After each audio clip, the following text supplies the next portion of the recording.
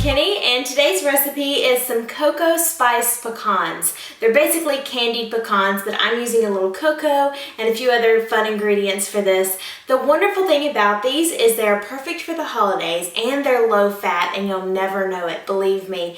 These are just one of those things that everybody really loves. I cannot keep them in my house for very long because we just eat them up so quickly. They're perfect to give away as gifts, and of course they're really simple because it is a baking recipe that I'm showing you. So the first thing we want to do is we're going to get an egg white actually in here. This seems a little odd, I guess, but it's a really simple technique. All I'm going to do, of course, is get my egg white in.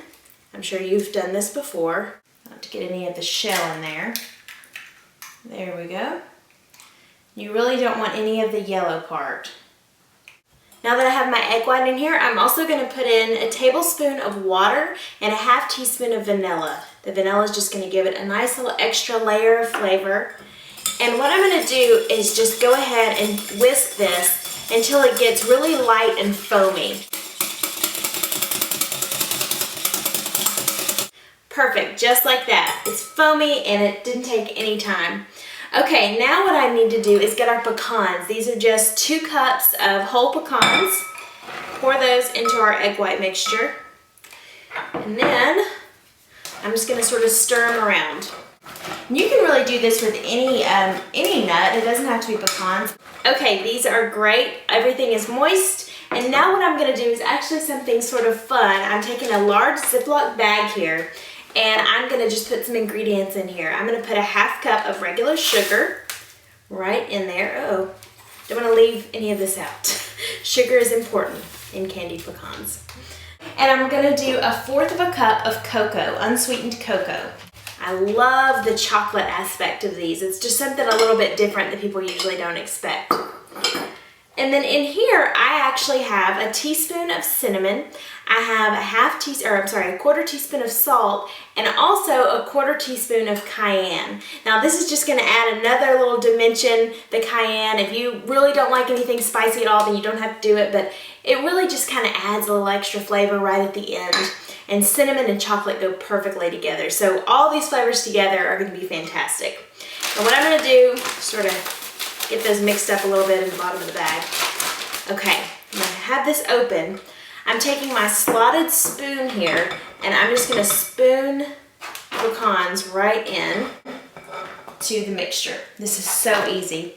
And it's kind of fun to do too. Okay, the last of the pecans are going in. Now what I'm going to do is just zip this up. And I don't even have to get all the air out of it because I kind of like the air to help me out. Go, shake it around. Sort of like making that puppy chow mix at Christmas. I love that stuff. But it's with pecans. And so that's all we're going to do. We're making sure they're all coated. And now I have got my baking sheet here. I'm just going to spray it with a little non-stick cooking spray. Okay, we don't want these to stick. And I'm just going to put these right out onto our baking sheet. Usually there is extra topping. I'd rather have a little too much topping than not enough, so don't worry about it. If it goes right on the baking sheet, that's fine. And I'm just going to sort of spread these out a little bit. It's okay if they're touching.